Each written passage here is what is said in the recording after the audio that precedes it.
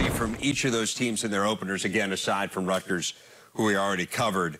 What about Michigan State? I mean, a 9-win regression last year. That is the largest single-season regression in the history of the Big Ten. What do you want to see from this opener for Michigan State to give you a sense that maybe they're back on track?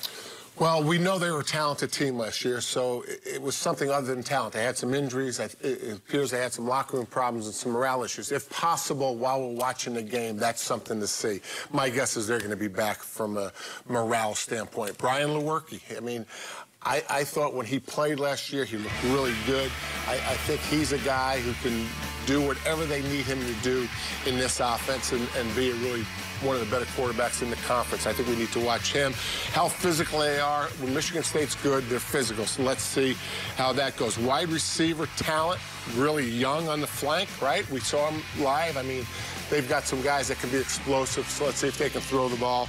Pass rush, they've divided the defensive lineup now with Mark Schneider and Ron Burton. Ron Burton used to have all four, the defensive tackles and defensive ends. Now Mark Schneider has the defensive ends.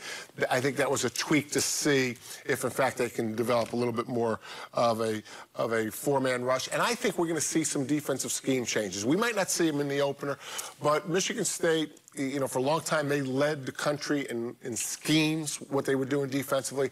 Maybe the spread has caught up to them, so I think we're going to see that tweak. Whether we see it on the first game or not, I don't know. How much of it is it a mentality thing over a talent issue for Michigan State right now at the point they're in? I think it's a combination. I think when, like the stat that Rever said, the first time this has ever happened in so many years, whenever something drastic happens like that, it's not one thing. It's more than one thing. Could be injuries, could be locker room, could be a lot of things. This is the biggest drop-off ever, by the way. If you want to just, I mean, I think you can remember that. That's what I say. I know you struggle sometimes with some of the numbers, but that's one that you definitely could, you know, 9-win decrease, largest in the history. Right, but then I have to remember what school as well, so it's really two things. We really only had one school that dropped off in 9 wins last year. I think you remember that. These guys have been on the road together for We have. We I mean, this is, you know, I love it. I'm in the middle of it. Yeah, you're in the middle of a mess right now. The road is the least of our issues. 12 years into this relationship. Yes, I love it. 12 years stronger. Let's get